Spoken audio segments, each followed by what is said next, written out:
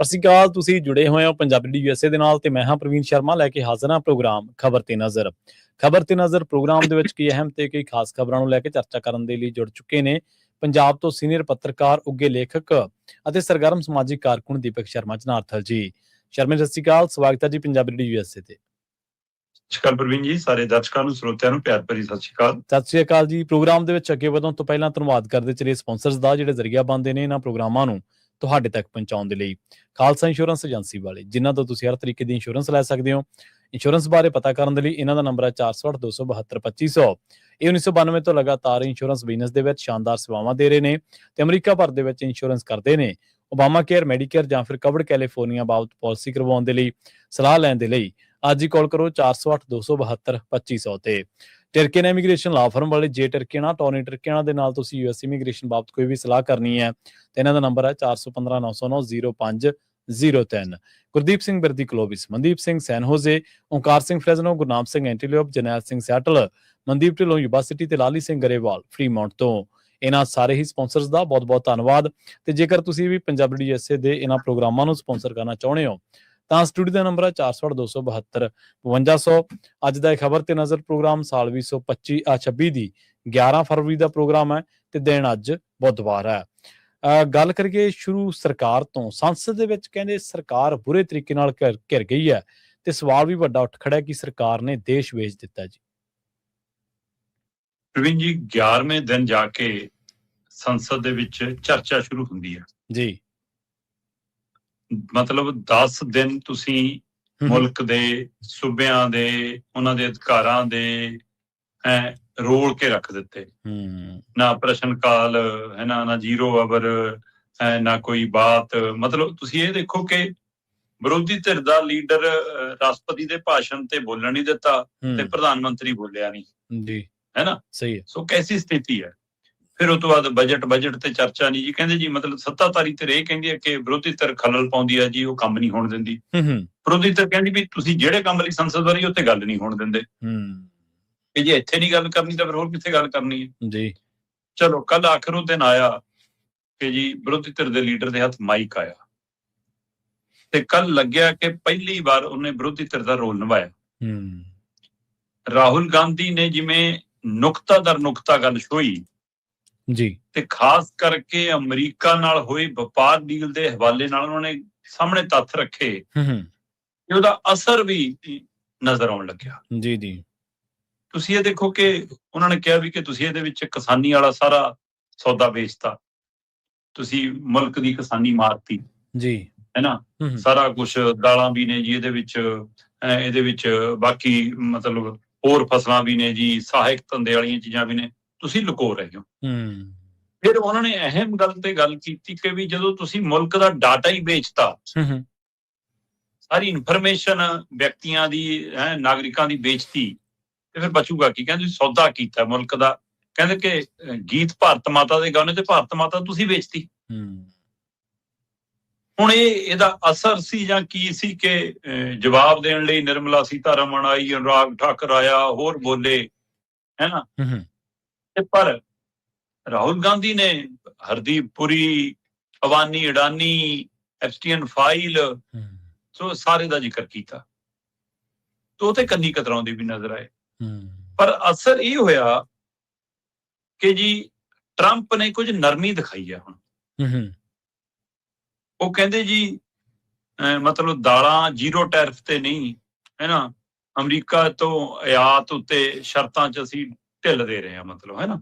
ਸੋ ਉਹ ਕਹਿੰਦੇ ਜੀ ਹੁਣ ਦਾਲਾਂ ਸੂਚੀ 'ਚੋਂ ਹਟਾ ਰਹੇ ਹਾਂ ਅਸੀਂ, ਹੈ ਨਾ।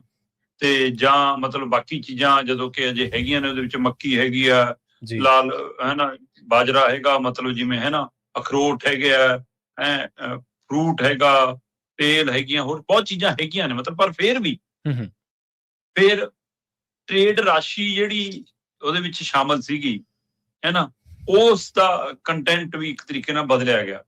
ਮਤਲਬ ਪਹਿਲਾਂ ਕਿਹਾ ਜਾ ਰਿਹਾ ਸੀ ਕਿ 46 ਲੱਖ ਕਰੋੜ ਰੁਪਈਏ ਦੇ ਅਮਰੀਕੀ ਜਿਹੜੇ ਉਤਪਾਦ ਨੇ ਉਹ ਖਰੀਦਣੇ ਜ਼ਰੂਰੀ ਹੋਣਗੇ ਜੀ ਭਾਰਤ ਲਈ। ਇਹ ਜਿਹਾ ਸ਼ਬਦ ਵਰਤਿਆ ਗਿਆ ਸੀ, ਟਰਮ ਜੀ, ਹੈ ਨਾ। ਹੁਣ ਉਹ ਟਰਮ ਨੂੰ ਬਦਲ ਕੇ ਕੀ ਲਿਖਿਆ ਜਾ ਰਿਹਾ ਜੀ ਕਿ ਭਾਰਤ ਇੰਨੀ ਰਾਸ਼ੀ ਦੇ ਉਤਪਾਦਾਂ ਦੀ ਖਰੀਦ ਦਾ ਇਰਾਦਾ ਰੱਖਦਾ ਹੈ। ਜਦੋਂ ਕਿ ਇਹ ਗਲਗੁੱਠਾ ਦੇਤਾ ਕਿ ਇੰਨਾ ਮਾਲ ਲੈਣਾ ਪਊਗਾ, ਹੈ ਨਾ। ਹੁਣ ਉਹਦੀ ਮਤਲਬ ਦਿੱਖ ਬਦਲੀ ਜਾ ਰਹੀ ਹੈ, ਕਿਉਂਕਿ ਮੈਂ ਦੇਖ ਰਿਹਾ ਸੀਗਾ ਕਿ ਕਈ ਹੋਰ ਚੀਜ਼ਾਂ ਵੀ ਇਸ ਤਰ੍ਹਾਂ ਉਹਦੇ ਵਿੱਚ ਸ਼ਬਦਾਂ ਦੀ ਹੇਰ-ਫੇਰ ਦਾ ਹਵਾਲਾ ਆ ਰਿਹਾ।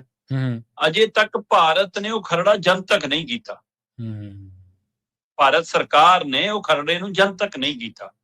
ਜਿੰਨੀ ਵੀ ਜਾਣਕਾਰੀ ਆ ਰਹੀ ਹੈ ਪੁਣ ਛਣ ਕੇ ਅਮਰੀਕੀ ਮੀਡੀਆ ਰਾਹੀਂ, ਅਮਰੀਕੀ ਅਧਿਕਾਰੀਆਂ ਰਾਹੀਂ, ਅਮਰੀਕੀ ਮੰਤਰੀਆਂ ਰਾਹੀਂ, ਉਹਨਾਂ ਰਾਹੀਂ ਆ ਰਹੀ ਹੈ, ਤੇ ਉਸ ਦੇ ਹਵਾਲੇ ਨਾਲ ਸਾਡੇ ਲੀਡਰ, ਸਾਡੇ ਮੀਡੀਆ ਅਦਾਰੇ, ਸਾਡੇ ਚਿੰਤਕ ਗੱਲਾਂ ਕਰਦੇ ਆ। ਮਤਲਬ ਇਹ ਹੁਣ ਅੱਖਰ ਦਰ ਅੱਖਰ ਸੁਧਾਇਆ ਜਾ ਰਿਹਾ, ਠੀਕ ਕਰਾਇਆ ਜਾ ਰਿਹਾ ਕਿ ਜੀ ਮਾੜੀ ਜਿਹੀ ਦਿਖਾਉਣ ਜੋਗੀ ਤਾਂ ਕਰ ਦੋ ਸਾਨੂੰ। ਸੋ ਕੀ ਉਹਦਾ ਹਵਾਲਾ ਜੀ। ਇੱਕ ਵਾਰ ਫੇਰ ਪਰ ਟਰੰਪ ਨੇ ਨਾਲ ਇਹ ਗੱਲ ਦੁਹਰਾਈ ਹੈ ਕਿ ਭਾਰਤ ਤੇ ਪਾਕਿਸਤਾਨ ਦੇ ਵਿਚਾਲੇ ਕਹਿੰਦੇ ਐਟਮੀ ਯੁੱਧ ਛੱਡਣ ਵਾਲਾ ਸੀ, ਮੈਂ ਰਖਵਾਇਆ। ਕਹਿੰਦੇ 10 ਫਾਈਟਰ ਜੈਟ ਡਿੱਗੇ ਇਸ ਜੰਗ 'ਚ। ਹੁਣ ਇਹ ਕਿਹਨੂੰ ਕਹਿ ਰਹੇ ਨੇ ਜੀ? ਉਹ ਫਾਈਟਰ ਜੈਟ ਕਿਹਨਾਂ ਦਾ ਜ਼ਿਕਰ ਹੈ ਜੀ? ਕਿੰਨੇ ਸਾਡੇ, ਕਿੰਨੇ ਉਹਦੇ, ਕੀ ਹੈ ਜੀ ਇਹ? ਸੋ ਇਸ ਕਈ ਸਵਾਲ ਖੜੇ ਹੋ ਗਏ ਜੀ। ਪੋਸਟ ਹਟਾਈ ਹੈ, ਇੱਕ ਨਕਸ਼ਾ ਸੀ ਜਿਹੜਾ ਅਮਰੀਕਾ ਵੱਲੋਂ ਟ੍ਰੇਡ ਡੀਲ ਦਾ, ਜਿਹੜਾ ਸਾਰਾ ਗ੍ਰਾਫਿਕ ਸੀਗਾ ਕਿ ਕਿਵੇਂ ਕਿਹੜੇ ਉਤਪਾਦ, ਕਿਹੜੀਆਂ ਚੀਜ਼ਾਂ, ਉਹ ਗ੍ਰਾਫਿਕਸ, ਉਹ ਨਕਸ਼ਾ, ਉਹ ਪੋਸਟ ਅਮਰੀਕਾ ਨੇ ਹਟਾਈ ਆ। ਸੋ ਇੱਕ ਤਰੀਕਾ ਨਾਲ ਮਤਲਬ ਕਿ ਇਹਨੂੰ ਹੁਣ ਇਸ ਤਰੀਕੇ ਨਾਲ ਪੇਸ਼ ਕਰਨ ਦੀ ਕਵਾਇਦ ਹੈ। ਕੀ ਇਹ ਕੱਲ ਦੀ ਸੰਸਦ 'ਚ ਹੋਈ ਬਹਿਸ ਦਾ ਅਸਰ ਹੈ ਕਿ ਰਾਹੁਲ ਗਾਂਧੀ ਵੱਲੋਂ ਨੁਕਤਾ ਦਰ ਨੁਕਤਾ ਜਿਵੇਂ ਸਾਂਝਾ ਕੀਤਾ ਗਿਆ ਕਿ ਤੁਸੀਂ ਜੇ ਡਾਟਾ ਵੇਚਦੇ ਹੋ ਤਾਂ ਇਹਦਾ ਇਹ ਅਸਰ ਹੈ, ਕਿਸਾਨੀ ਦੇ ਸੌਦੇ ਕੀਤੇ ਉਹਦਾ ਇਹ ਅਸਰ ਹੈ, ਸੂਬਿਆਂ ਤੇ ਇਹ ਅਸਰ ਹੈ, ਲੋਕਾਂ ਤੇ ਇਹ ਅਸਰ ਹੈ ਨਾ। ਤੇ ਇਹ ਸਾਰਾ ਜਿਹੜਾ ਬੇਸ਼ੱਕ ਬਾਕੀ ਮੈਂਬਰ ਪਾਰਲੀਮੈਂਟਾਂ ਨੇ ਵੀ ਗੱਲ ਕੀਤੀ, ਸਾਡੇ ਵਾਲੇ ਮੈਂਬਰ ਪਾਰਲੀਮੈਂਟ ਵੀ ਬੋਲੇ, ਪਰ ਉਹ ਅਜੇ ਵੀ ਇੱਕ ਸੁਰ ਹੋ ਕੇ ਸੂਬੇ ਦੀ ਗੱਲ ਨਹੀਂ ਕਰਦੇ। ਬਈ ਤੁਸੀਂ ਸੂਬੇ 'ਚ ਆ ਕੇ ਲੜੋ ਆਪਣੀ ਰਾਜਨੀਤਿਕ ਲੜਾਈ, ਪਰ ਸੰਸਦ 'ਚ ਤਾਂ ਸੂਬੇ ਨੂੰ ਮੂਹਰੇ ਰੱਖ ਕੇ ਇਕੱਠਿਆਂ ਇੱਕ ਸੁਰ 'ਚ ਗੱਲ ਕਰੋ। ਸਹੀ ਹੈ। ਪਰ ਤਾਂ ਵੀ ਕੱਲ ਸਰਕਾਰ ਘਿਰੀ ਹੋਈ, ਸਰਕਾਰ ਡਰੀ ਹੋਈ ਹੈ ਨਾ, ਤੇ ਕਿਤੇ ਨਾ ਕਿਤੇ ਇਸ ਮਾਮਲੇ 'ਚ ਬੇਨਕਾਬ ਹੁੰਦੀ ਨਜ਼ਰ ਆ ਰਹੀ ਹੈ ਕਿ ਕੋਈ ਸੌਦਾ ਐਸਾ ਕਰ ਬੈਠੇ ਨੇ। ਤੇ ਕਿਉਂਕਿ ਉਹ ਸਿੱਧਾ ਕਿਹਾ ਜਾ ਰਿਹਾ ਕਿ ਤੁਸੀਂ ਅਡਾਨੀ ਦਾ ਕੇਸ ਹੈ ਜੀ, ਇਸ ਲਈ ਮੋਦੀ ਤੇ ਦਬਾਅ ਹੈ। ਉਹ ਕਹਿੰਦੇ ਕੋਈ ਮਤਲਬ ਰਾਹੁਲ ਗਾਂਧੀ ਕਹਿੰਦਾ ਕਿ ਕੋਈ ਪ੍ਰਧਾਨ ਮੰਤਰੀ ਅਜਿਹਾ ਨਹੀਂ ਹੁੰਦਾ ਜਿਹੜਾ ਇਹ ਸੋਚੇ ਕਿ ਮੇਰੇ ਦੇਸ਼ ਦਾ ਨੁਕਸਾਨ ਹੋਵੇ। ਕਹਿੰਦਾ ਕਿੰਨੀ ਮਜਬੂਰੀ ਹੋਣੀ ਤੁਹਾਡੀ, ਕਿੰਨੇ ਲਾਚਾਰ ਹੋ ਗਏ ਤੁਸੀਂ, ਹੈ ਨਾ, ਕਿ ਤੁਸੀਂ ਇਹ ਕੁਝ ਕਰ ਰਹੇ ਹੋ। ਸੋ ਇਸ ਲਈ ਉਹ ਇੱਕ ਤਰ੍ਹਾਂ ਨਾਲ ਤੰਜ ਵੀ ਕੱਸ ਰਹੇ ਸੀ, ਇੱਕ ਤਰ੍ਹਾਂ ਨਾਲ ਆਪਣੀ ਗੱਲ ਵੀ ਰੱਖ ਰਹੇ ਸੀ। ਹੁਣ ਵਾਰੀ ਸਰਕਾਰ ਦੀ ਹੈ। ਸਰਕਾਰ ਜਦੋਂ ਕਿਰਨ ਰਿਜਾਜੂ ਖੜਾ ਹੋ ਕੇ ਕਹਿੰਦਾ ਤੁਸੀਂ ਦੋਸ਼ ਬਹੁਤ ਗੰਭੀਰ ਲਾ ਰਹੇ ਹੋ ਜੀ, ਸਬੂਤ ਦਿਓ, ਨਹੀਂ ਤਾਂ ਫਿਰ ਤੁਹਾਡੀ ਗੱਲ ਰਿਕਾਰਡ ਤੇ ਨਹੀਂ ਆਊਗੀ। ਤੇ ਉਹ ਜਿਹੜੇ ਸਪੀਕਰ ਦੀ ਕੁਰਸੀ ਤੇ ਬੈਠੇ ਸੀ, ਜਿੱਦਾਂ ਹੀ ਰਾਹੁਲ ਗਾਂਧੀ ਬੋਲਣ ਲੱਗਿਆ ਕਹਿੰਦਾ ਠੀਕ ਆ ਫਿਰ ਸਬੂਤ ਦੇ ਦੇਣਾ ਹੁਣੇ। ਉਹ ਕਹਿੰਦੇ ਨਾ ਜੀ ਮੈਂ ਤਾਂ ਸਬੂਤ ਮੰਗੇ ਨਹੀਂ। ਸਪੀਕਰ ਦੀ ਚੇਅਰ ਤੇ ਬੈਠੀ ਸ਼ਖਸੀਅਤ ਕਹਿੰਦੀ ਅਸੀਂ ਸਬੂਤ ਮੰਗੇ ਨਹੀਂ ਜੀ। ਮਤਲਬ ਵੈਸੇ ਜੇ ਸੰਸਦ ਦੇ ਨਿਯਮਾਵਲੀ ਦੇਖੀਏ ਤਾਂ ਜੇ ਦੋਸ਼ ਲੱਗਦੇ ਆ ਤਾਂ ਉਹਦੀ ਇਨਕੁਆਇਰੀ ਕਰਾਉਣਾ ਸਰਕਾਰ ਦੀ ਜ਼ਿੰਮੇਵਾਰੀ ਹੁੰਦੀ ਹੈ। ਸਰਕਾਰ ਨੇ ਆਪਣਾ ਆਪ ਨੂੰ ਨਿਰਦੋਸ਼ ਸਹੀ ਹੈ। ਹੁਣ ਮਤਲਬ ਸ਼ਿਕਾਇਤ ਕਰਤਾ ਹੀ ਪੀੜਤ ਧਿਰੇ ਸਾਬਤ ਵੀ ਕਰੇ ਕਿ ਹਾਂ ਜਿਹੜੇ ਦੋਸ਼ ਮੈਂ ਲਾ ਰਿਹਾ ਜੀ ਉਹ ਸਹੀ ਨੇ ਜਾਂ ਨਹੀਂ, ਜਾਂਚ ਕਿਹਨੇ ਕਰਨੀ ਹੈ ਜੀ? ਸਹੀ ਹੈ। ਤਾਂ ਇਸ ਲਈ ਇਹ ਵੀ ਪਹਿਲੂ ਹੈ। ਦੂਸਰੇ ਪਾਸੇ ਕਿਰਨ ਰਿਜਾਜੂ ਡਿਕਟੇਟ ਕਰ ਰਹੇ ਨੇ, ਮਤਲਬ ਸਰਕਾਰ ਦਾ ਤਰੀਕਾ ਜਿਹੜਾ ਆਪਾਂ ਕਹਿ ਰਹੇ ਹਾਂ ਕਿ ਸੰਸਦ ਨੂੰ ਸਰਕਾਰ ਹੀ ਚਲਾਉਂਦੀ ਹੈ, ਹੁਕਮ ਉਹ ਦਿੰਦੀ ਹੈ ਕਿ ਨਹੀਂ ਰਿਕਾਰਡ ਤੇ ਨਹੀਂ ਆਊਗਾ ਜੀ ਤੁਹਾਡੀ ਗੱਲ, ਤੁਸੀਂ ਤੈਅ ਕਰਨਾ ਹੈ। ਤੀਸਰਾ ਅਹਿਮ ਤੌਰ ਦੇ ਉੱਤੇ ਲਗਾਤਾਰ ਜਿਵੇਂ ਮਤਲਬ ਕਿ ਆਹ ਕਿਤਾਬ ਤੇ ਤੁਸੀਂ ਨਹੀਂ ਬੋਲ ਸਕਦੇ ਜੀ, ਸੱਤਾਧਾਰੀ ਤੇ ਜਿਹੜੀਆਂ ਮਰਜ਼ੀ ਕਿਤਾਬਾਂ ਲਿਆ ਕੇ ਬੋਲ ਲੈਣ, ਹੈ ਨਾ। ਸਹੀ। ਅੱਛਾ ਜੀ, ਜਿਹੜਾ ਸੰਸਦ 'ਚ ਹਾਜ਼ਰ ਨਹੀਂ ਹੈਗਾ ਉਹਦੇ ਖਿਲਾਫ ਨਹੀਂ ਬੋਲ ਸਕਦੇ, ਜਿਹੜਾ ਸੰਸਦ ਦਾ ਮੈਂਬਰ ਨਹੀਂ ਉਹਦੇ ਖਿਲਾਫ ਨਹੀਂ। ਮਤਲਬ ਨਹਿਰੂ ਸੰਸਦ 'ਚ ਰਹਿੰਦਾ ਜਾਂ ਨਹਿਰੂ ਅਜੇ ਵੀ ਜਿਉਂਦਾ ਹੈ ਜਾਂ ਸੰਸਦ ਦਾ ਮੈਂਬਰ ਹੈ। ਮਤਲਬ ਇਹ ਸ਼ਾਇਦ ਪਤਾ ਨਹੀਂ, ਮਤਲਬ ਇਹ ਜਾਂ ਤਾਂ ਫਿਰ ਨਿਯਮ ਸਾਰਾ ਇਕਸਾਰ ਹੈ ਜਾਂ ਇਹ ਨਵੇਂ ਨਿਯਮ ਸਿਰਫ ਵਿਰੋਧੀਆਂ ਲਈ ਨੇ। ਠੀਕ ਹੈ, ਕਾਂਗਰਸ ਨੇ ਆਪਣੇ ਸਮੇਂ ਚੰਮਦੀਆਂ ਚਲਾਈਆਂ, ਇੰਦਰਾ ਨੇ ਬਹੁਤ ਚੰਮਦੀਆਂ ਚਲਾਈਆਂ, ਪਰ ਵਿਦੇਸ਼ੀ ਮਾਮਲੇ 'ਚ ਕਈ ਮਾਮਲੇ 'ਚ ਉਹਨੇ ਸਟੈਂਡ ਵੀ ਲਏ ਨੇ। ਸੋ ਉੱਥੇ ਹੁਣ ਵਾਲੇ ਬੋਲਦੇ ਵੀ ਨਹੀਂ, ਦੇਸ਼ ਨੂੰ ਦੱਸਦੇ ਵੀ ਨਹੀਂ, ਸਟੈਂਡ ਵੀ ਨਹੀਂ ਲੈਂਦੇ। ਸੋ ਇਸ ਲਈ ਕੀ ਇਹ ਗਲਤੀਆਂ ਹੁਣ ਇਸ ਕਦਰ ਵੱਡੀਆਂ ਹੁੰਦੀਆਂ ਜਾ ਰਹੀਆਂ ਨੇ ਜਾਂ ਉਸ ਨੂੰ ਲੁਕਾਉਣ ਦੇ ਲਈ ਅਜੇ ਵੀ ਧਰਮ ਦੀ ਚਾਦਰ, ਜਾਤ ਪਾਤ ਦੀ ਚਾਦਰ ਐਡੀ ਬੜੀ ਹੈ ਕਿ ਫਿਰ ਨੁਕਤਾ ਉਧਰ ਨੂੰ ਮੋੜੋ ਤੇ ਝੰਡਾ ਚੱਕੋ, ਸਾਰੀ ਗੱਲ ਉਧਰ ਨੂੰ। ਇਸ ਲਈ ਉਹ ਕਹਿੰਦੇ ਕਿ ਇਹਨਾਂ ਨੂੰ ਬੋਲ ਲੈਣ ਦਿਓ, ਜਦੋਂ ਸਾਡੀ ਵਾਰੀ ਆਊਗੀ ਸਾਨੂੰ ਮੋੜਾ ਕੱਟਣਾ ਆਉਂਦਾ। ਪਰ ਸਿਆਸਤ 'ਚ ਜਿਸ ਕਦਰ ਹੁਣ ਵਿਰੋਧੀ ਧਿਰ ਡਟ ਕੇ ਖੜੀ ਹੈ, ਉਸ ਨੇ ਸੰਸਦ 'ਚ ਸਰਕਾਰ ਨੂੰ ਘੇਰ ਲਿਆ। ਬਿਲਕੁਲ ਜੀ। ਦੇਖੋ ਇਹ ਤਾਂ ਆਪਾਂ ਇੱਕ ਦਿਨ ਪਹਿਲਾਂ ਵੀ ਜ਼ਿਕਰ ਕੀਤਾ ਸੀਗਾ ਵੀ ਸਰਕਾਰ ਉਹਦੇ ਸਵਾਲਾਂ ਨੂੰ ਰੋਕ ਰਹੀ ਹੈ, ਇਹ ਨਹੀਂ ਦੱਸ ਰਹੀ ਵੀ ਇਹ ਸਵਾਲ ਕਿਵੇਂ ਗਲਤ ਆ।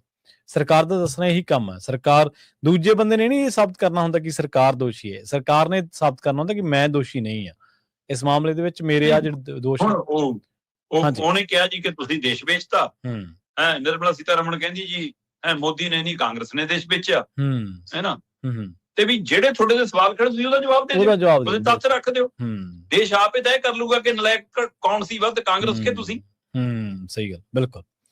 ਅਗਲੀ ਗੱਲ ਕਰੀਏ, ਹਰਦੀਪ ਪੁਰੀ ਦੀ ਐਪਸਟੀਨ ਮਾਮਲੇ ਦੇ ਵਿੱਚ ਪ੍ਰੈਸ ਕਾਨਫਰੰਸ ਵੀ ਕੀਤੀ ਹੈ, ਪਰ ਲੋਕ ਬਹੁਤੇ ਸੰਤੁਸ਼ਟ ਨਹੀਂ ਗਏ। ਪ੍ਰੈਸ ਕਾਨਫਰੰਸ ਦੇ ਵਿੱਚ ਕਈ ਗੱਲਾਂ ਤੋਂ, ਦੋਸ਼ਾਂ ਤੋਂ ਪੱਲਾ ਝਾੜਨ ਦੀ ਵੀ ਗੱਲ ਹੋਈ ਆ, ਪਰ ਅਸਲ ਦੇ ਵਿੱਚ ਸੁਰਖੀ ਇਹ ਗੱਲ ਕਹਿੰਦੀ ਹੈ ਕਿ 4 ਵਾਰ ਮਿਲੇ ਸਨ ਹਰਦੀਪ ਪੁਰੀ ਐਪਸਟੀਨ ਨੂੰ। ਪ੍ਰਵੀਨ ਜੀ, ਲਗਭਗ ਪਿਛਲੇ 10 ਕੁ ਦਿਨਾਂ ਤੋਂ ਐਪਸਟੀਨ ਫਾਈਲਾਂ ਦਾ ਮਾਮਲਾ ਬਹੁਤ ਵੱਡੇ ਪੱਧਰ ਤੇ ਚਰਚਾ 'ਚ ਹੈ। ਵਿਸ਼ਵ ਦੇ ਵਿੱਚ ਜਿੱਥੇ ਉਹ ਪ੍ਰਭਾਵ ਪਾ ਰਿਹਾ ਹੈ, ਅਮਰੀਕੀ ਰਾਜਨੀਤੀ ਨੂੰ ਜਿੱਥੇ ਪ੍ਰਭਾਵਿਤ ਕਰ ਰਿਹਾ ਹੈ, ਹੋਰ ਮੁਲਕਾਂ ਦੇ ਜਿੱਥੇ ਰਾਜ ਪਾਜ ਉਧੜ ਰਹੇ ਨੇ ਉਸ ਫਾਈਲਾਂ ਦੇ ਆਧਾਰ ਤੇ ਕਿਹਾ ਜਾਂਦਾ ਕਿ ਇਹ ਉਵੇਂ ਹੀ ਹੈ ਕਿ ਜਿਹਦੀ ਬਾਂਹ ਮਰੋੜਨੀ ਆ ਉਹਦਾ ਕਾਗਜ਼ ਕੱਢ ਲਓ, ਹੈ ਨਾ। ਕਈ ਇਹਦੇ ਅਰਥ ਲਾਏ ਜਾ ਰਹੇ ਨੇ ਕਿ ਇਹ ਸਹੀ ਹੈ, ਨਹੀਂ ਹੈ, ਕਿੰਨਾ ਸੱਚ ਸਾਹਮਣੇ ਹੈ, ਕਿੰਨਾ ਝੂਠਾ, ਬਹੁਤ ਕੁਛ ਅਜੇ, ਹੈ ਨਾ, ਉਹ ਲੈ। ਪਰ ਭਾਰਤ ਦੇ ਵਿੱਚ ਸਾਡਾ ਮੀਡੀਆ, ਭਾਰਤ ਦੇ ਵਿੱਚ ਚਿੰਤਤ ਬੁੱਧੀਜੀਵੀ ਵਰਗ, ਸੰਗਠਨ ਐਪਸਟੀਨ ਦੇ ਮਾਮਲੇ 'ਚ ਗੱਲ ਕਰਨ ਤੋਂ ਅਜੇ ਝਿਜਕਦੇ ਆ ਰਹੇ ਸੀ ਪਿਛਲੇ 8 ਸਾਲਾਂ ਤੋਂ। ਦੇਖੋ, ਕੁਝ ਜਾਣਕਾਰੀ ਦਾ ਮਸਲਾ ਸੀ, ਹੈ ਨਾ, ਪੂਰੀ ਤਰ੍ਹਾਂ ਜਾਣਕਾਰੀ ਨਹੀਂ ਸੀ ਇਹਦੇ ਬਾਰੇ, ਆਪਾਂ ਮੰਨ ਸਕਦੇ ਹਾਂ ਕਿ ਕਈਆਂ ਨੂੰ। ਪਰ ਜਿਹੜੇ ਸੋਰਸ ਸੰਪੰਨ ਧਿਰਾਂ ਨੇ, ਜਿਹੜਿਆਂ ਕੋਲ ਪੂਰਾ ਢਾਂਚਾਗਤ ਸਿਸਟਮ ਹੈ ਜੀ, ਜੇ ਉਹਨਾਂ ਕੋਲ ਜਾਣਕਾਰੀ ਹੁੰਦਿਆਂ ਵੀ ਉਹ ਗੱਲ ਨਹੀਂ ਕਰ ਰਹੇ ਸੀ ਇਹਦੇ ਉੱਤੇ, ਤਾਂ ਇਹਦਾ ਮਤਲਬ ਕੁਛ ਤਾਂ ਦਬਾਅ ਸੀ। ਸਹੀ ਗੱਲ, ਬਿਲਕੁਲ। ਹੁਣ ਕੱਲ ਜਦੋਂ ਸੰਸਦ ਦੀ ਬਹਿਸ ਦੇ ਦੌਰਾਨ ਵਿਰੋਧੀ ਧਿਰ ਦੇ ਲੀਡਰ ਨੇ ਬਾਰ-ਬਾਰ ਐਪਸਟੀਨ ਫਾਈਲਾਂ ਦਾ ਜ਼ਿਕਰ ਕੀਤਾ, ਮੋਦੀ ਦੇ ਦਬਾਅ ਦਾ ਜ਼ਿਕਰ ਕੀਤਾ, ਅਵਾਨੀ ਨੂੰ ਅੰਦਰ ਕਿਉਂ ਨਹੀਂ ਭੇਜਿਆ ਜਾ ਰਿਹਾ ਕਿਉਂਕਿ ਉਹਦਾ ਨਾਂ ਐਪਸਟੀਨ ਦੇ ਵਿੱਚ ਹੈ, ਤੇ ਜੇ ਅੰਦਰ ਭੇਜਤਾ ਤੁਹਾਡੇ ਰਾਜ ਖੁੱਲ੍ਹ ਜਾਣਗੇ। ਉਹਨਾਂ ਨੇ ਹਰਦੀਪ ਪੁਰੀ ਦਾ ਜ਼ਿਕਰ ਕੀਤਾ ਕਿ ਹਰਦੀਪ ਪੁਰੀ ਜਾਣਦੇ ਨੇ ਕਿਹਨੇ ਮਿਲਾਇਆ ਐਪਸਟੀਨ ਨੂੰ, ਅਵਾਨੀ ਜਾਣਦੇ ਨੇ ਕਿਹਨੇ ਮਿਲਾਇਆ ਐਪਸਟੀਨ ਨੂੰ, ਤੇ ਉਹ ਕਹਿੰਦੇ ਜੀ ਅਡਾਨੀਆਂ ਦਾ ਕੇਸ ਹੈ, ਇਹ ਸਾਰੇ ਕਾਰਨ ਨੇ, ਇਸ ਲਈ ਮੋਦੀ ਮਜਬੂਰ ਹੈ ਉੱਥੇ। ਸੋ ਹੁਣ ਇਹ ਜ਼ਿਕਰ ਤੋਂ ਬਾਅਦ ਮੈਨੂੰ ਲੱਗਦਾ ਦੇਸ਼ ਦੇ ਵਿੱਚ ਐਪਸਟੀਨ ਫਾਈਲ ਦੇ ਉੱਤੇ ਖੁੱਲ ਕੇ ਚਰਚਾ ਜ਼ਰੂਰ ਹੋਣ ਲੱਗ ਜੂਗੀ, ਚਾਹੇ ਉਹ ਰਾਹੁਲ ਗਾਂਧੀ ਦੇ ਨਾਂ ਦੇ ਹਵਾਲੇ ਨਾਲ ਹੋਣ ਲੱਗ ਜਾਵੇ। ਜੀ ਸਹੀ ਹੈ। ਸੋ ਗੱਲ ਤੁਰ ਪਈ। ਹਾਂ, ਪਰ ਸਵਾਲ ਇਹ ਹੈ ਕਿ ਜੇ ਦਬੀ ਸੁਰ 'ਚ ਆ ਰਹੀ ਸੀ ਗੱਲ, ਤਾਂ ਫਿਰ ਜਿਹੜੇ ਹਰਦੀਪ ਪੁਰੀ ਕੱਲ ਪ੍ਰੈਸ ਕਾਨਫਰੰਸ ਕਰ ਰਹੇ ਸੀ, ਉਹ 1 ਦਿਨ ਪਹਿਲਾਂ ਕਿਉਂ ਨਹੀਂ ਕਰ ਰਹੇ ਸੀ, 2 ਦਿਨ ਪਹਿਲਾਂ ਕਿਉਂ ਨਹੀਂ ਕਰ ਰਹੇ ਸੀ ਜੀ? ਉਹ ਕਹਿੰਦੇ ਕਿ ਕੀ ਤੁਸੀਂ ਰੋਲ ਕਚੋਲਾ ਪਾਇਆ, ਮੈਂ ਮਿਲਿਆ। ਹੁਣ ਉਸ ਸਮੇਂ ਤੁਸੀਂ ਹਮਲਾਵਰ ਤਰੀਕੇ ਨਾਲ ਕਹਿੰਦੇ ਕਿ ਹਾਂ ਮੈਂ ਮਿਲਿਆ, ਤੁਹਾਡੇ ਤੇ ਯਕੀਨ ਕਰਦੇ, ਹੁਣ ਤੁਹਾਡਾ ਰਾਜ ਖੁੱਲਣ ਤੋਂ ਬਾਅਦ ਤੁਸੀਂ ਸਫਾਈ ਦੇਣ ਆਏ ਹੋ, ਹੁਣ ਯਕੀਨ ਨਹੀਂ ਹੋਣਾ। ਇਹ ਫਰਕ ਹੈ ਜੀ। ਤੁਸੀਂ ਪਹਿਲਾਂ ਹਿੱਕ ਤਾਣ ਕੇ ਬਾਹਰ ਆ ਜਾਂਦੇ ਕਿ ਕੀ ਅਡਾਨੀ ਅਵਾਨੀ ਦੀ ਗੱਲ ਕਰਦੇ ਹੋ, ਮੈਂ ਵੀ ਮਿਲਿਆ ਐਪਸਟੀਨ ਨੂੰ, ਇਹ 'ਚ ਕੀ ਹੈ, ਮੈਂ ਜਿਸ ਪੋਸਟ ਤੇ ਸੀ, ਜਿਸ ਅਹੁਦੇ ਤੇ ਸੀ, ਉਹਦੇ ਵਿੱਚ ਕਈਆਂ ਨੂੰ ਮਿਲਣਾ ਪੈਂਦਾ, ਮੈਂ ਮਿਲਿਆ 3-4 ਵਾਰ ਮਿਲਿਆ, ਇਹ 'ਚ ਕੀ ਹੋ ਗਿਆ? ਪਹਿਲਾਂ ਕਹਿੰਦੇ ਤਾਂ ਉਹਦਾ ਅੰਦਾਜ਼ਾ ਹੋਰ ਲਾਇਆ ਜਾਂਦਾ। ਜੀ ਸਹੀ ਹੈ। ਹੁਣ ਜਦੋਂ ਤੁਹਾਡਾ ਨਾਂ ਸੰਸਦ 'ਚ ਗੂੰਜਿਆ ਕਿ ਇਹ ਕਹਿ ਕੇ ਕਿ ਹਰਦੀਪ ਪੁਰੀ ਨੂੰ ਵੀ ਪਤਾ ਉਹਨੂੰ ਐਪਸਟੀਨ ਨੂੰ ਕਿਹਨੇ ਮਿਲਾਇਆ, ਤੇ ਅਵਾਨੀ ਨੂੰ ਵੀ ਪਤਾ ਹੈ ਕਿ ਉਹਨੂੰ ਕਿਹਨੇ ਮਿਲਾਇਆ, ਅਡਾਨੀ ਦੇ ਕੇਸ ਦਾ ਵੀ ਮਾਮਲਾ ਹੈ ਸਰ, ਤੇ ਫਿਰ ਤੁਸੀਂ ਸਫਾਈ ਦੇਣ ਸਾਹਮਣੇ ਆਏ। ਸਹੀ ਹੈ, ਬਿਲਕੁਲ। ਸੋ ਇੱਕ ਗੱਲ ਤਾਂ ਸਾਬਤ ਹੋ ਗਈ ਕਿ ਤੁਸੀਂ ਮਿਲੇ ਹੋ ਜੀ। ਹੁਣ ਤੁਸੀਂ ਉਹ ਮਿਲੇ ਹੋ ਕਿ ਤੁਹਾਡੇ ਆਕਾ ਵੀ ਕੋਈ ਮੇਲ ਜੋਲ ਰੱਖਦੇ ਰਹੇ ਨੇ, ਕਿਉਂਕਿ ਆਕਾ ਦੇ ਅੱਜ ਕੱਲ ਜਿਹੜੇ ਦੁਨੀਆ 'ਚ ਆਕਾ ਬਣੇ ਨੇ ਉਹ ਤਾਂ ਮਿਲਦੇ ਨੇ, ਉਹਦੀਆਂ ਤਾਂ ਫੋਟੋਆਂ ਖਾਸੀਆਂ ਆ ਗਈਆਂ, ਨਾਮ ਰੋਲਾ ਉਹਦਾ ਵੀ ਪੈ ਰਿਹਾ ਕਿ ਹਾਂ ਕਿਤੇ ਨਾ ਕਿਤੇ ਕੋਈ ਕਨੈਕਸ਼ਨ ਹੈਗਾ। ਹੁਣ ਉਹ ਕਿਹੋ ਜਿਹਾ ਕਨੈਕਸ਼ਨ ਹੈ, ਕਿੱਥੋਂ ਤੱਕ ਦਾ ਕਨੈਕਸ਼ਨ ਹੈ, ਪਰ ਜਦੋਂ ਚਿੱਕੜ 'ਚ ਉਤਰਦੇ ਹੋ ਤਾਂ ਫਿਰ ਲਿਬੜ ਕੇ ਹੀ ਨਿਕਲਦੇ ਹੋ। ਸੋ ਇਸ ਲਈ ਜੇ ਹੁਣ ਇਹਦੇ ਵਿੱਚ ਨਾ ਆਇਆ ਤਾਂ ਹੁਣ ਤੁਸੀਂ ਛਿੱਟਿਆਂ ਤੋਂ ਬਚ ਨਹੀਂ ਸਕਦੇ ਜੀ। ਜੀ ਹੁਣ ਕਿਹੜਾ ਡਿਟਰਜੈਂਟ ਪਾਊਡਰ ਵਰਤਣਾ ਹੈ ਤੁਸੀਂ ਜਾਣੋ, ਪਰ ਤੁਹਾਡੇ ਤੇ ਸਵਾਲੀਆ ਚਿੰਨ੍ਹ ਲੱਗ ਗਿਆ। ਔਰ ਇਹਦੇ ਵਿੱਚੋਂ ਕੱਲ ਦੀ ਸਫਾਈ, ਬੇਸ਼ੱਕ ਉਹਨਾਂ ਨੇ ਇੱਥੋਂ ਤੱਕ ਕਿਹਾ ਕਿ ਮੈਨੂੰ ਤਾਂ ਐਪਸਟੀਨ ਹੀ ਦੋਗਲਾ ਕਹਿੰਦਾ ਸੀ ਜੀ, ਕਿਉਂਕਿ ਮੈਂ ਉਹਦੇ ਅਨੁਸਾਰ ਨਹੀਂ ਚੱਲਦਾ ਸੀ, ਹੈ ਨਾ, ਜਾਂ ਮੈਂ ਉਹਦੀਆਂ ਗੱਲਾਂ ਦੇ ਉੱਤੇ ਸਹਿਮਤੀ ਨਹੀਂ ਸੀ। ਸੋ ਇਸ ਲਈ ਕਹਿੰਦੇ ਮੇਰੀ ਮੁਲਾਕਾਤ ਨੂੰ ਅਧਿਕਾਰਤ ਮੁਲਾਕਾਤ ਵਜੋਂ ਦੇਖਿਆ ਜਾਵੇ, ਹੈ ਪ੍ਰੋਫੈਸ਼ਨਲ ਮੁਲਾਕਾਤ ਵਜੋਂ ਦੇਖਿਆ ਜਾਵੇ, ਉਹ ਕੋਈ ਅਜਿਹੀ ਹਰਕਤ ਲਈ ਜਾਂ ਅਜਿਹੇ ਕਾਰਜਾਂ ਲਈ ਮੈਂ ਕਹਿੰਦਾ ਰੱਤਾ ਨਾ ਹੋਵੇ ਇਹ ਮਾਮਲਾ। ਸਹੀ ਗੱਲ। ਪਰ ਤੁਸੀਂ ਲੁਕੋ ਕਿਉਂ ਰਹੇ ਸੀ ਫਿਰ ਇਹਨੂੰ? ਉਲਟਾ ਤੁਸੀਂ ਹਮਲਾਵਰ ਹੁੰਦੇ, ਪਹਿਲਾਂ ਆ ਕੇ ਤੁਸੀਂ ਗੱਲ ਕਰਦੇ, ਸੰਸਦ 'ਚ ਵੀ ਤੁਸੀਂ ਗੱਲ ਰੱਖਦੇ ਪਹਿਲਾਂ। ਸੋ ਇਹ ਹੁਣ ਘਿਰੇ ਡਰੇ ਸਹਿਮੇ ਨਜ਼ਰ ਆਉਂਦੇ ਨੇ। ਅੱਜ ਹਰਦੀਪ ਪੁਰੀ ਨੇ ਪ੍ਰੈਸ ਕਾਨਫਰੰਸ ਕੀਤੀਆਂ, ਹੋ ਸਕਦਾ ਅੱਜ ਕੋਈ ਹੋਰ ਕਰੇ, ਕੱਲ ਨੂੰ ਕੋਈ ਹੋਰ ਕਰੇ, ਪਰ ਇਹ ਹੁਣ ਜਿੱਦਾਂ ਪੰਨੇ ਫਰੋਲੇ ਜਾਣਗੇ, ਵੱਡੇ ਨਾਮ ਹੋਰ ਉਜਾਗਰ ਹੋਣ ਦੇ ਖੱਸੇ ਖੜੇ ਨੇ। ਹਾਂਜੀ ਬਿਲਕੁਲ, ਤੁਸੀਂ ਦੇਖੋ ਯੂਰਪ ਤੱਕ ਦਾ ਮਸਲਾ ਹੋਇਆ ਪਿਆ। ਯੂਰਪ ਦੇ ਵਿੱਚ ਬਹੁਤ ਸਾਰੇ ਲੋਕਾਂ ਨੂੰ ਇਸ ਮਾਮਲੇ ਦੇ ਵਿੱਚ ਅਸਤੀਫੇ ਤੱਕ ਦੇਣੇ ਪਏ ਨੇ, ਤੇ ਇੱਧਰ ਭਾਰਤ ਦੇ ਬੇਸ਼ਰਮ ਲੀਡਰ ਨੇ ਜਿਹੜੇ ਗੱਲ ਮੰਨ ਕੇ ਵੀ ਅਸਤੀਫਾ ਦੇਣ ਨੂੰ ਤਿਆਰ ਨਹੀਂ। ਮਤਲਬ ਇਹਨਾਂ ਦੀ ਮੋਰਲ ਅਥਾਰਟੀ, ਇਹਨਾਂ ਦੀ ਨੈਤਿਕਤਾ ਕਿਤੇ ਨਹੀਂ ਬਚੀਗੀ, ਪਰਸੈਂਟ ਵੀ ਨਹੀਂ ਬਚੀਗੀ। ਭਾਵੇਂ ਕੋਈ ਆਪਣੇ ਨਾਮ ਅਗਰ ਸਿੰਘ ਲਾ ਰਿਹਾ, ਭਾਵੇਂ ਕੋਈ ਪੁਰੀ ਲਾ ਰਿਹਾ, ਤੇ ਭਾਵੇਂ ਕੁਛ ਵੀ ਲਾ ਰਿਹਾ, ਨੈਤਿਕਤਾ ਹੈ ਨਹੀਂ ਇਹਨਾਂ ਦੇ ਵਿੱਚ। ਅਗਲੀ ਗੱਲ ਕਰੀਏ ਸਰਕਾਰ ਦੇ, ਮੋਦੀ ਸਰਕਾਰ ਦੇ ਏਜੰਡੇ ਦੀ। ਲੋਕਾਂ ਦੇ ਉੱਤੇ ਜਦੋਂ ਏਜੰਡਾ ਥੋਪਿਆ ਜਾਂਦਾ ਤਾਂ ਉਹ ਵੱਖ-ਵੱਖ ਰੂਪਾਂ ਦੇ ਵਿੱਚ, ਵੱਖ-ਵੱਖ ਸਟੈਪਸ ਦੇ ਜ਼ਰੀਏ ਥੋਪਿਆ ਜਾਂਦਾ ਹੈ। ਜਨ ਗਣ ਮਨ ਤੋਂ ਪਹਿਲਾਂ ਹੁਣ ਕਹਿੰਦੇ ਵੰਦੇ ਮਾਤਰਮ ਗਾਉਣਾ ਪਊਗਾ ਜੀ। ਪ੍ਰਵੀਨ ਜੀ, ਇਸ ਦੇ ਦੋ ਪਹਿਲੂ ਨੇ ਜੀ। ਪਿਛਲੇ ਦਿਨੀ ਸੰਸਦ ਦੇ ਵਿੱਚ ਵੀ ਵੰਦੇ ਮਾਤਰਮ ਦੇ ਨੂੰ ਲੈ ਕੇ ਇਹਨਾਂ ਨੇ ਪੂਰਾ ਇੱਕ ਦਿਨ ਚਰਚਾ ਰੱਖੀ, ਸਾਰਾ ਕੁਝ ਕੀਤਾ। ਵੰਦੇ ਮਾਤਰਮ ਗਾਉਣਾ ਕੋਈ ਗੁਨਾਹ ਨਹੀਂ ਗਾ। ਸਹੀ ਹੈ। ਪਰ ਇੱਕ ਦੇਸ਼ ਦਾ ਨਿਯਮ ਤੁਰਿਆ ਆਉਂਦਾ ਹੈ ਕਿ ਅਸੀਂ ਸਰਕਾਰੀ ਪੱਧਰ ਤੇ, ਸਕੂਲੀ ਪੱਧਰ ਤੇ, ਰਾਸ਼ਟਰੀ ਪੱਧਰ ਤੇ ਏਕਤਾ ਦੇ ਹਵਾਲੇ ਨਾਲ ਦੇਸ਼ ਭਰ ਦੇ ਵਿੱਚ ਜਨ ਗਣ ਮਨ ਨੂੰ ਰਾਸ਼ਟਰੀ ਗਾਨ ਵਜੋਂ ਪ੍ਰਮਾਣਤਾ ਜਾਂ ਮਾਨਤਾ ਹੈ, ਜੋ ਪ੍ਰਕਿਰਿਆ ਤੁਰੀ ਆਉਂਦੀ ਆ। ਹੁਣ ਹਰੇਕ ਸੂਬੇ ਦੀ ਆਪਣੀ ਸੱਭਿਅਤਾ, ਆਪਣਾ ਪਹਿਚਾਣ, ਆਪਣਾ ਰੁਤਬਾ। ਹੁਣ ਮੈਨੂੰ ਨਹੀਂ ਪਤਾ ਇਹ ਸਰਕਾਰੀ ਫਰਮਾਨ ਦੇ ਉੱਤੇ ਪੱਛਮੀ ਬੰਗਾਲ ਕਿਵੇਂ ਰਿਐਕਟ ਕਰੂਗਾ, ਪੰਜਾਬ ਦੀਆਂ ਧਿਰਾਂ ਕਿਵੇਂ ਰਿਐਕਟ ਕਰਨਗੀਆਂ, ਜੰਮੂ ਕਸ਼ਮੀਰ ਕਿਵੇਂ ਰਿਐਕਟ ਕਰੂਗਾ, ਦੱਖਣੀ ਸੂਬੇ ਕਿਵੇਂ ਰਿਐਕਟ ਕਰਨਗੇ, ਹੈ ਨਾ, ਜਿਹੜੇ ਹਿੰਦੀ ਨੂੰ ਮਤਲਬ ਕਿ ਤੱਤੇ ਚਿਮਟੇ ਨਾਲ ਵੀ ਨਹੀਂ ਛੂੰਹਦੇ, ਸਹੀ ਗੱਲ ਹੈ ਨਾ, ਉਹ ਇਹਨੂੰ ਕਿਵੇਂ ਲੈਣਗੇ। ਪਰ ਇੱਕ ਪਹਿਲੂ ਤਾਂ ਇਹਦਾ ਇਹ ਆ ਕਿ ਇਸ ਦੇ ਰਾਹੀਂ ਇੱਕ ਰੰਗ 'ਚ ਦੇਸ਼ ਨੂੰ ਜਿਹੜੀ ਰੰਗਣ ਦੀ ਕਵਾਇਦ ਆ ਉਹਦੇ ਵੱਲ ਵਧਿਆ ਜਾ ਪੂਰਨ ਤੌਰ ਤੇ। ਸਹੀ।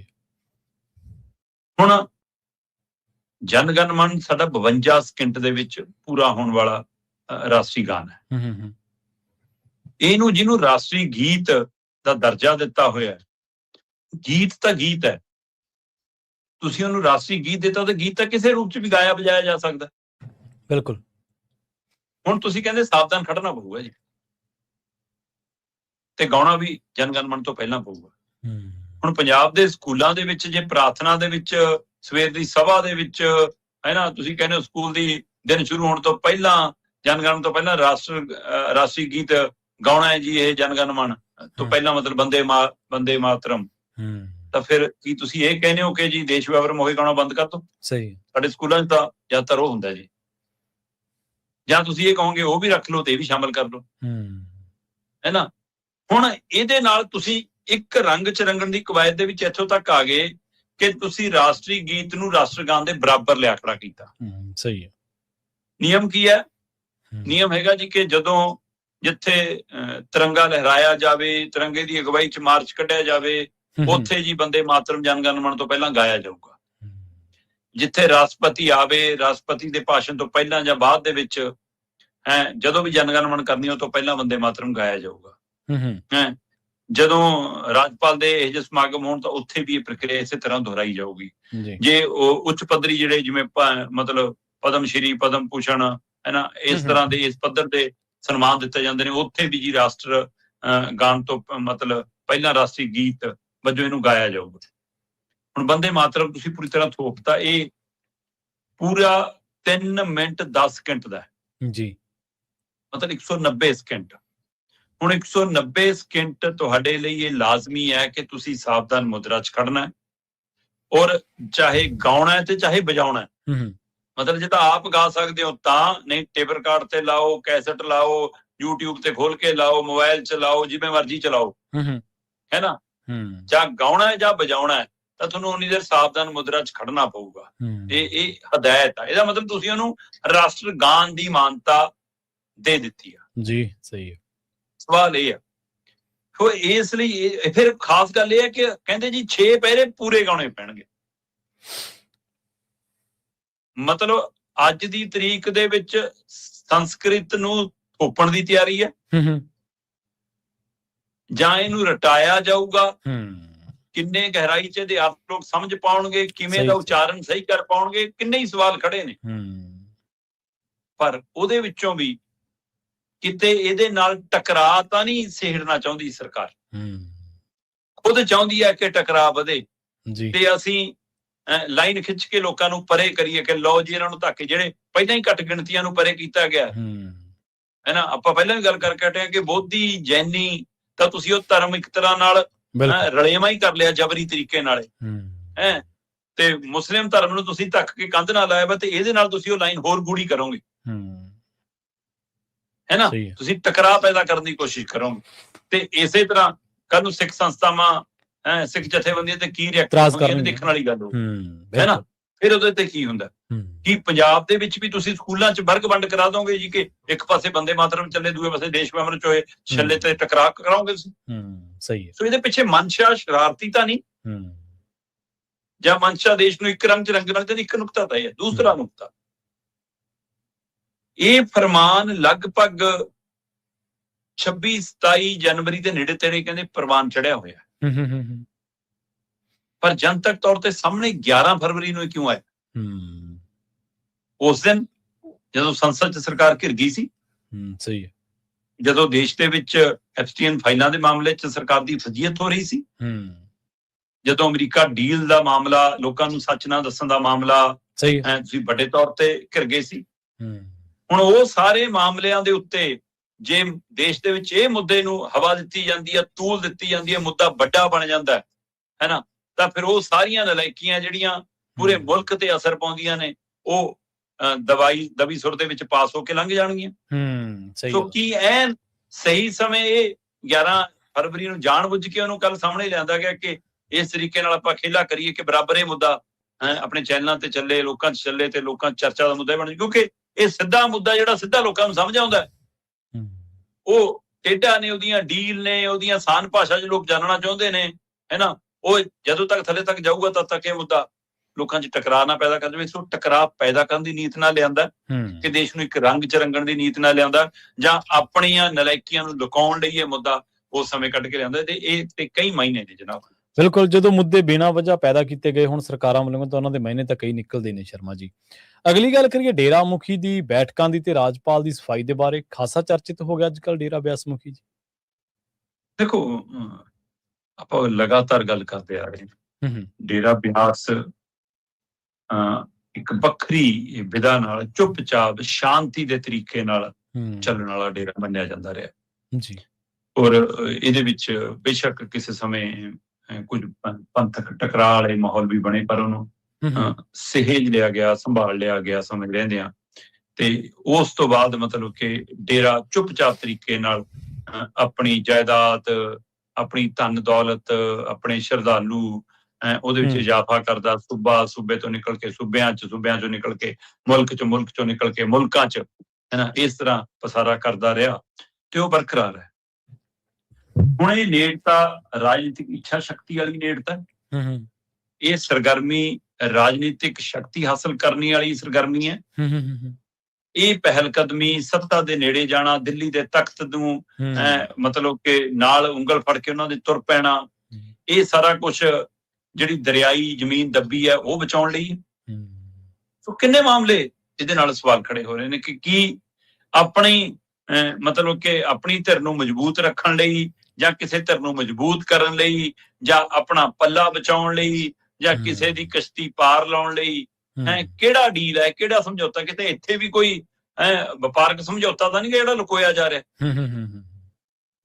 ਕਿਉਂਕਿ ਉਹ ਜਿਹੜੇ ਪੰਜਾਬ ਦੇ ਰਾਜਪਾਲ ਨੇ ਗੁਲਾਬ ਚੰਦ ਕਟਾਰੀਆ, ਉਹਨਾਂ ਦੀ ਯਾਤਰਾ ਚਰਚਾ 'ਚ ਹੈ ਜੀ। ਯਾਤਰਾ ਤਾਂ ਕਾਹਦੀ ਆ, ਮੀਟਰਾਂ 'ਚ ਤੁਰਦੇ ਨੇ ਤੇ ਗੱਲਾਂ ਕਿਲੋਮੀਟਰਾਂ ਦੀਆਂ ਕਰਦੇ ਨੇ ਹੈ ਨਾ। ਸਹੀ। ਤੇ ਉਹ ਕਹਿੰਦੇ ਜੀ ਕਿ ਮੈਂ ਕੋਈ ਚੋਣ ਥੋੜਾ ਲੜਨੀ ਹੈ, ਇਹਨੂੰ ਰਾਜਨੀਤਿਕ ਰੰਗਤ ਗਲਤ ਦਿੱਤੀ ਜਾ ਰਹੀ ਹੈ ਜੀ। ਉਹ ਕਹਿੰਦੇ ਮੈਂ ਤਾਂ ਸਾਰਿਆਂ ਨੂੰ ਫੋਨ ਕੀਤੇ ਸੀ, ਮੈਂ ਤਾਂ ਜੀ ਸਾਰਿਆਂ ਨੂੰ ਸੁਨੇਹਾ ਲਾਏ ਸੀ ਜੀ, ਜਿਹੜੇ ਆ ਗਏ ਉਸ ਵਕਤ, ਜਿਹੜੇ ਨਹੀਂ ਆਏ ਜੀ ਉਹਨਾਂ ਨੂੰ ਪੁੱਛੋ ਕਿਉਂ ਨਹੀਂ ਆਏ। ਮੈਂ ਕੌਣ ਕਹਿੰਦਾ ਜੀ ਕਿ ਰਾਜਪਾਲ ਜੀ ਤੁਸੀਂ ਚੋਣ ਲੜਨੀ? ਸਹੀ ਗੱਲ, ਅੱਜ ਤੱਕ ਇਹ ਨਹੀਂ ਤੁਹਾਡੇ ਰਹੇਗਾ। ਚੋਣ ਲੜਨ ਤੇ ਤਾਂ ਕਿਸੇ ਨੇ ਸਵਾਲ ਨਹੀਂ, ਕਿਸੇ ਨੇ ਕਿਹਾ ਹੀ ਨਹੀਂਗਾ। ਬਿਲਕੁਲ ਖੜੇ ਨਹੀਂ ਕੀਤਾ ਸਵਾਲ। ਸਵਾਲ ਤਾਂ ਇਹ ਹੈ ਕਿ ਤੁਸੀਂ ਰਾਜਪਾਲ ਦੀ ਬਜਾਏ ਕੇਂਦਰ ਦੇ ਨੁਮਾਇੰਦੇ ਬਣ ਕੇ ਵਿਚਰ ਰਹੇ ਹੋ। ਬਿਲਕੁਲ, ਤੁਸੀਂ ਭਾਜਪਾ ਦੇ ਵਰਕਰ ਬਣ ਕੇ ਵਿਚਰ ਰਹੇ ਹੋ, ਤੁਸੀਂ ਆਰਐਸਐਸ ਦੇ ਏਜੰਟ ਬਣ ਕੇ ਵਿਚਰ ਰਹੇ ਹੋ ਜੀ। ਤੁਸੀਂ ਰਾਜਪਾਲ ਕਿੱਥੇ ਹੋ?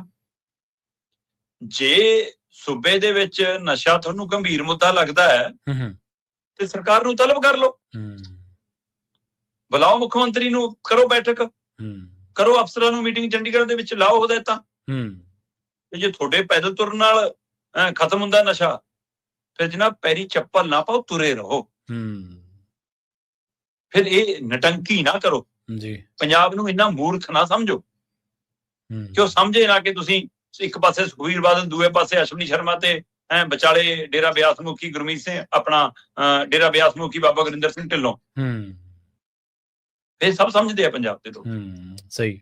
ਹੁਣ ਜਿੱਥੋਂ ਤੱਕ ਡੇਰੇ ਦਾ ਕੰਮ ਹੈ, ਅੱਜ ਕੱਲ ਜਿਹੋ ਜੀ ਸਰਗਰਮੀ ਫੜੀ, ਆਪਾਂ ਵਿਸਤਾਰ ਤੋਂ ਉਹਦੇ ਤੇ ਲਗਾਤਾਰ ਗੱਲ ਕਰਦੇ ਆਏ।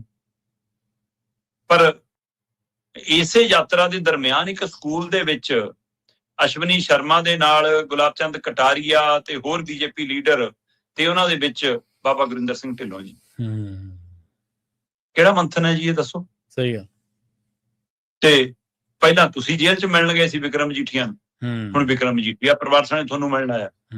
ਦੱਸੋ ਜਿਹੜੇ ਕੀ ਅਰਥ ਨੇ? ਇਹ ਬੈਠਕਾਂ ਦੀ ਲੋਕ ਤਾਂ ਅਰਥ ਲਾਉਣਗੇ ਬਈ। ਜੀ ਜੀ। ਹੁਣ ਇਸ ਲਈ ਇਹ ਬੈਠਕਾਂ ਕਈ ਪਾਸਿਓਂ ਚਰਚਾ 'ਚ ਨੇ, ਕਈ ਅਰਥਾਂ ਤੋਂ ਚਰਚਾ 'ਚ ਨੇ। ਉਹ ਰਾਜਪਾਲ ਨੂੰ ਜੇ ਆਪਣੀ ਸਫਾਈ ਦੇਣੀ ਪੈ ਰਹੀ ਆ, ਹੈ ਨਾ, ਤਾਂ ਇਹਦਾ ਮਤਲਬ ਕੋਈ ਸ਼ੰਕੇ ਸ਼ੋਭੇ ਜਿਹੜੇ ਪੈਦਾ ਹੋ ਰਹੇ ਨੇ ਉਹ ਵਾਜਬ ਨੇ। ਹੁਣ ਉਹ ਕਹਿੰਦੇ ਜੀ ਮੈਂ ਸਾਰਿਆਂ ਨੂੰ ਸੱਦਿਆ ਸੀ। ਸੱਦਣ ਦਾ ਤਰੀਕਾ ਹੁੰਦਾ ਜਨਾਬ ਜੀ। ਤੁਸੀਂ ਸੱਦਾ ਕਿਵੇਂ ਦਿੰਦੇ ਹੋ? ਆਪਣੇ ਹੁੰਦਾ ਨਾ ਕਿ ਇੱਕ ਨੂੰ ਤਾਂ ਕਾਰਡ ਸੁੱਕਾ ਹੀ ਦੇ ਆਏ, ਕਿਆ ਬਾਈ ਕਾਰਡ ਆ ਵਿਆਹ ਤੇ ਆ ਜੀ, ਹੈ ਨਾ। ਫਿਰ ਇੱਕ ਨੂੰ ਬਾਈ 4 ਵਿੱਚ ਲੱਡੂ ਰੱਖ ਕੇ ਇੱਕ ਡੱਬੀ ਜੀ ਦੇਣ ਲੱਗ ਗਿਆ ਅੱਜ ਕੱਲ, ਉਹਦੇ ਨਾਲ ਦਿੱਤਾ, ਹੈ ਨਾ। ਇੱਕ ਨੂੰ ਖੋਏ ਵਾਲੀ ਬਰਫੀ, ਹੈ ਨਾ, ਕਿਲੋ ਦਾ ਡੱਬਾ ਦੇ ਕੇ ਕਾਰਡ ਦੇ ਕੇ ਆਏ ਤੁਸੀਂ। ਇੱਕ ਨੂੰ ਅੱਜ ਕੱਲ ਬਦਾਮ ਕਾਜੂ ਵਾਲੇ ਉਹ ਸ਼ੀਸ਼ੀਆਂ ਜੀਆਂ ਕੱਚ ਦੀਆਂ ਚ ਪਾ ਕੇ ਬੜਾ ਸਾਰਾ ਬਕਸਾ ਜਿਹਾ ਬਣਾ ਕੇ। ਸੋ ਕਿਹੋ ਜਿਹਾ ਸੱਦਾ ਦੇ ਕੇ ਆਏ ਹੋ? ਸਹੀ ਹੈ। ਮਤਲਬ ਆਪਣੇ ਪਿੰਡਾਂ 'ਚ ਆਮ ਰਿਹਾ ਸਧਾਰਨ, ਜਦੋਂ ਕਾਰਡ ਆਪਣੇ ਪਿੰਡਾਂ 'ਚ ਆਉਂਦੇ ਸੀ ਤਾਂ ਜੇ ਕੁੜੀ ਦਾ ਵਿਆਹ ਦਾ ਕਾਰਡ ਆ ਬਾਈ, ਤਾਂ ਆਪਣੇ ਬੰਦੇ ਸਵੇਰੇ ਸ਼ਾਮ 2 ਟਾਈਮ ਡੋਲੂ ਦੁੱਧ ਦਾ ਲੈ ਕੇ ਅਗਲੇ ਦੇ ਘਰੇ ਜਾਂਦੇ ਸੀ। ਸਹੀ ਹੈ ਕਿ ਬਾਈ ਹਾਂ ਸਾਂਝਾ ਕਾਜ ਹੈ ਨਾ। ਫਿਰ ਨਹੀਂ ਦੇਖਦੇ ਸੀ ਕਿ ਕਾਰਡ ਦੇ ਨਾਂ ਲਿਖਿਆ ਨਹੀਂ ਲਿਖਿਆ, ਕੀ ਕਿਹਾ ਕੀ ਨਹੀਂ। ਪਰ ਜੇ ਮੁੰਡੇ ਦਾ ਕਾਜ ਹੈ, ਮੁੰਡੇ ਦਾ ਵਿਆਹ ਏ, ਅਗਲੇ ਕਹਿੰਦੇ ਬਾਈ ਚਿੱਠ ਤਾਂ ਲਾਈ ਨਹੀਂ ਸਾਨੂੰ ਬਰਾਤ ਵਾਲੀ, ਹੈ ਨਾ। ਫਿਰ ਜਾਂ ਮੇਰਾ ਹੀ ਇਕੱਲਾ ਨਾਂ ਲਿਖਿਆ, ਪਰਿਵਾਰ ਸਮੇਤ ਤਾਂ ਸੱਦਾ ਹੀ ਨਹੀਂ ਲਿਖਿਆ ਬਾਈ ਕਾਰਡ ਦੇ ਉੱਤੇ। ਇਹ ਅਰਥ ਨੇ ਹਰ ਚੀਜ਼ ਦੇ ਕਿ ਤੁਸੀਂ ਇੱਕ ਬੰਦੇ ਨੂੰ ਸੱਦਾ ਦੇ ਰਹੇ ਹੋ, ਪਰਿਵਾਰ ਸਮੇਤ ਦੇ ਰਹੇ ਹੋ। ਫਿਰ ਬਾਕੀ ਜਿਹੜੇ ਸ਼ਗਨ ਸ਼ਾਸਤਰ ਹੁੰਦੇ ਨੇ ਆਪਣੇ, ਕਿ ਭਾਈ ਨਵਾਈ ਹੋਣੀ ਆ, ਭਾਈ ਬਟਨਾ ਲੱਗਣਾ ਹੈ, ਭਾਈ ਜਾਗੋ ਹੈ, ਉਹਦਾ ਸੱਦਾ ਲਾਗੀ ਦੇ ਕੇ ਗਿਆ ਕਿ ਨਹੀਂ ਦੇ ਕੇ ਗਿਆ, ਉਹਦੇ ਹਿਸਾਬ ਨਾਲ ਤੁਹਾਡਾ ਰੁਤਬਾ ਕੀ ਆ ਉੱਥੇ ਘਰ 'ਚ, ਪਰਿਵਾਰ 'ਚ, ਵਿਆਹ ਵਾਲੇ 'ਚ, ਇਹ ਸਾਰਾ ਕੁਝ ਤੈਅ ਹੁੰਦਾ। ਹੁਣ ਇਹ ਰਾਜਪਾਲ ਸਾਹਿਬ ਦੱਸਣ ਕਿ ਉਹਨਾਂ ਨੇ ਸਾਰੇ ਜਿਹੜੇ ਸ਼ਗਨ ਸ਼ਾਸਤਰ ਕਰਨੇ ਨੇ ਉਹਨਾਂ ਸਾਰਿਆਂ ਲਈ ਸੱਦਾ ਦਿੱਤਾ ਸੀ ਕਿ ਉਹੀ ਮੂੰਹ ਜਵਾਨੀ ਜਾ ਕੇ ਅਸੀਂ ਆ ਜਾਓ ਭਾਈ। ਕਿਹੜੇ ਤਰੀਕੇ ਨਾਲ ਸੱਦਾ ਦਿੱਤਾ ਸੀਗਾ ਸੱਤਾਧਾਰੀ ਧਿਰ ਨੂੰ ਜਾਂ ਵਿਰੋਧੀ ਧਿਰ ਨੂੰ?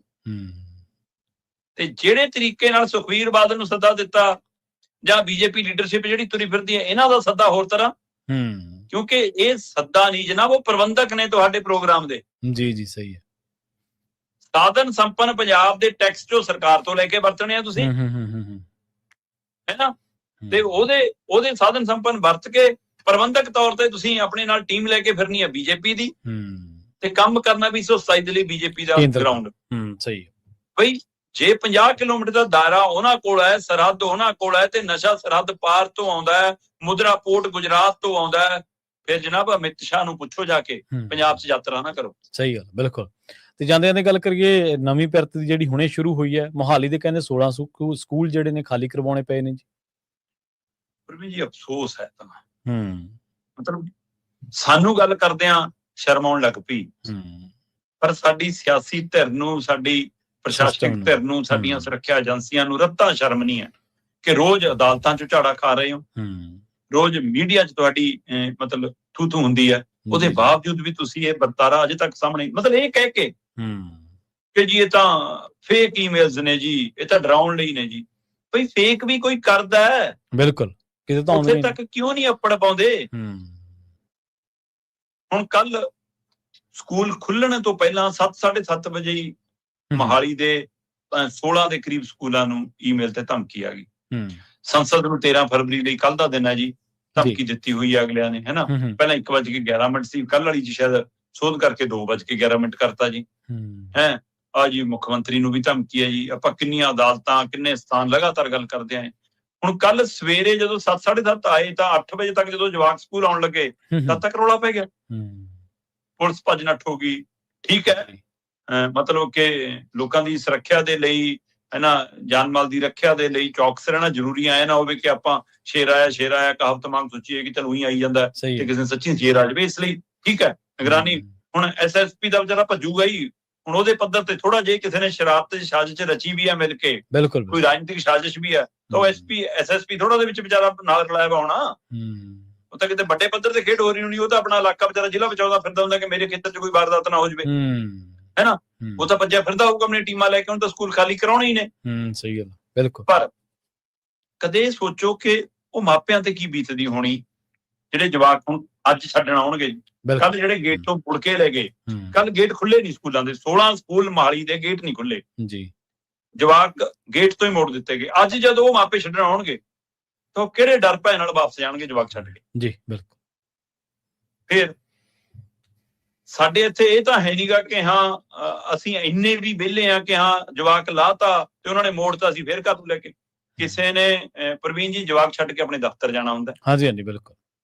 ਕਿਸੇ ਨੇ ਬੱਸ ਫੜਨੀ ਹੁੰਦੀ ਹੈ, ਕਿਸੇ ਨੇ ਅੱਗੇ ਆਪਣੀ ਡਿਊਟੀ ਤੇ ਜਾਣਾ ਹੁੰਦਾ ਹੈ, ਕਿਸੇ ਨੇ ਸਕੂਲ ਜਾਣਾ ਹੁੰਦਾ ਹੈ, ਕਿਸੇ ਨੇ ਕਾਲਜ ਜਾਣਾ ਹੁੰਦਾ ਹੈ, ਕਿਸੇ ਨੇ ਅਦਾਲਤ ਜਾਣਾ ਹੁੰਦਾ ਹੈ, ਕਿਸੇ ਨੇ ਹਸਪਤਾਲ ਕਿਸੇ ਦੀ ਖਬਰਸਾਰ ਲੈਣ ਜਾਣਾ। ਹਰੇਕ ਦਾ ਕੋਈ ਤੈਅ ਪ੍ਰੋਗਰਾਮ ਹੁੰਦਾ, ਮੈਂ ਗੇਟ ਤੇ ਜਵਾਕ ਲਾ ਕੇ ਮੈਂ ਉੱਥੇ ਜਾਊਂਗਾ, ਹੈਨਾ। ਤੇ ਹੁਣ ਦੱਸੋ ਜਦੋਂ ਗੇਟ ਤੋਂ ਜਵਾਕ ਮੋੜ ਦੋਗੇ ਤਾਂ ਉਹਦੇ ਲਈ ਜਿਹੜਾ ਪ੍ਰਭਾਵ ਹੈ। ਫਿਰ ਦੂਸਰਾ, ਜਿਹੜੀਆਂ ਲੋਕਾਂ ਨੇ ਬੱਸਾਂ ਲਵਾਈਆਂ ਹੋਈਆਂ, ਵੈਨਾਂ ਲਵਾਈਆਂ ਹੋਈਆਂ, ਟੈਂਪੂ ਲਵਾਏ ਹੋਏ ਆ, ਰਿਕਸ਼ਾ ਲਵਾਇਆ ਹੋਇਆ, ਉਹ ਬੰਦੇ ਨੇ ਤੈਅ ਕੀਤਾ ਹੁੰਦਾ ਕਿ ਮੈਂ 8:15 ਜਵਾਕ ਲਾਉਣਾ, 8:30 ਮੈਂ ਕਾਲਜ ਵਾਲੇ ਨਿਆਣੇ ਚੱਕ ਲੈਣੇ, 9 ਵਜੇ ਮੈਂ ਉਸ ਦੁਕਾਨ ਤੋਂ ਮਾਲ ਚੱਕ ਲੈਣਾ। ਉਹ ਵਿਚਾਰੀ ਦੀ ਦਿਹਾੜੀ ਮਾਰ ਰਹੇ ਹੋ ਤੁਸੀਂ। ਹੁਣ ਜਵਾਕ ਛੱਡ ਕੇ ਵੀ ਨਹੀਂ ਜਾ ਸਕਦਾ। ਸੋ ਤੁਹਾਡੇ ਕੋਲ ਉਹਦਾ ਬਦਲ ਵੀ ਕੀ ਹੈ ਸਿਸਟਮ ਦਾ? ਮਤਲਬ ਇੱਕ ਵਾਰ ਹੋ ਜਾਵੇ, 2 ਵਾਰ ਹੋ ਜਾਵੇ, ਉਹ ਤੋਂ ਬਾਅਦ ਓਵਰਆਲ ਉਹਦਾ ਬਦਲ ਤਾਂ ਲਿਆਓ ਕਿ ਮਾਪਿਆਂ ਤੇ, ਡਿਊਟੀ ਨਿਭਾਉਣ ਵਾਲਿਆਂ ਤੇ, ਅਧਿਆਪਕਾਂ ਤੇ, ਸਕੂਲ ਤੇ ਕੋਈ ਬੋਝ ਨਾ ਪਵੇ। ਨਲਾਇਕੀ ਤੁਹਾਡੀ ਤੇ ਭੋਗਣ ਲੋਕ। ਸਹੀ ਗੱਲ। ਤੁਹਾਡੇ ਕੋਲ ਕੋਈ ਨੀਤੀ ਹੋ ਨਹੀਂ। ਅਜੇ ਤੱਕ ਤੁਸੀਂ ਇਹਦੇ ਤੇ ਬੈਠ ਕੇ ਗੰਭੀਰ ਸੂਬਾ ਪੱਧਰੀ ਮੰਤਨ ਨਹੀਂ ਕੀਤਾ। ਹੁਣ ਤਾਂ ਇਹ ਸੂਬੇ ਦਾ ਨਹੀਂ, ਸੂਬਿਆਂ ਦਾ ਮਸਲਾ ਬਣ ਗਿਆ। ਹੁਣ ਤਾਂ ਇਹ ਸੰਸਦ ਦੇ ਵੱਲ ਮੁਲਕ ਦਾ ਮਸਲਾ ਬਣ ਗਿਆ। ਗ੍ਰਹਿ ਮੰਤਰੀ ਅਮਿਤ ਸ਼ਾਹ ਹੀ ਸੱਦ ਲਵੇ ਸੂਬਿਆਂ ਦੀ ਬੈਠਕ, ਤੁਹਾਡੇ ਲਈ ਇਹ ਮਸਲਾ ਹੀ ਨਹੀਂ। ਸਹੀ। ਸੋ ਇਹ ਤੋਂ ਨਲਾਇਕ ਸਿਸਟਮ ਮੈਂ ਨਹੀਂ ਦੇਖਿਆ ਜੀ। ਬਿਲਕੁਲ। ਕਿ ਜਿਹੜਾ ਟੈਕਨੋਲੋਜੀ ਦੇ ਵਿੱਚ ਗੱਲਾਂ ਕਰਦਾ ਹੋਵੇ ਕਿ ਸਾਨੂੰ ਹਨੇਰੇ 'ਚ ਵੀ ਪਤਾ ਲੱਗ ਜਾਂਦਾ ਕਿ ਸਾਡੀ ਫੌਜ ਨੇ ਆਪਰੇਸ਼ਨ ਸੰਦੂਰ 'ਚ ਬੰਬ ਕਿੱਥੇ ਸਿੱਟਿਆ, ਹੈਨਾ, ਤੇ ਉਹਨਾਂ ਨੂੰ ਇਹ ਨਹੀਂ ਪਤਾ ਲੱਗ ਰਿਹਾ ਕਿ ਸਾਡੇ ਮੁਲਕ 'ਚ ਈਮੇਲ ਕੌਣ ਭੇਜ ਰਿਹਾ। ਜੀ ਬਿਲਕੁਲ ਬਿਲਕੁਲ। ਤੇ ਸ਼ਰਮਾ ਜੀ, ਇਹਨਾਂ ਖਾਸ ਖਬਰਾਂ ਤੇ ਖਾਸ ਜਾਣਕਾਰੀਆਂ ਦੇ ਲਈ ਤੁਹਾਡਾ ਬਹੁਤ ਬਹੁਤ ਧੰਨਵਾਦ ਜੀ। ਸਤਿ ਸ਼੍ਰੀ ਅਕਾਲ। ਪ੍ਰੋਗਰਾਮ ਖਬਰ ਤੇ ਨਜ਼ਰ ਨੂੰ ਆਪਾਂ ਇੱਥੇ ਹੀ ਸਮਾਪਤ ਕਰਾਂਗੇ। ਸਮਾਂ ਇਜਾਜ਼ਤ ਨਹੀਂ ਦਿੰਦਾ। ਤੁਹਾਡਾ ਸਾਰਿਆਂ ਦਾ ਬਹੁਤ ਧੰਨਵਾਦ। ਸਤਿ ਸ਼੍ਰੀ ਅਕਾਲ। ਇਸੇ ਤਰ੍ਹਾਂ ਜੁੜੇ ਰਹੋ ਪੰਜਾਬੀ ਰੇਡੀਓ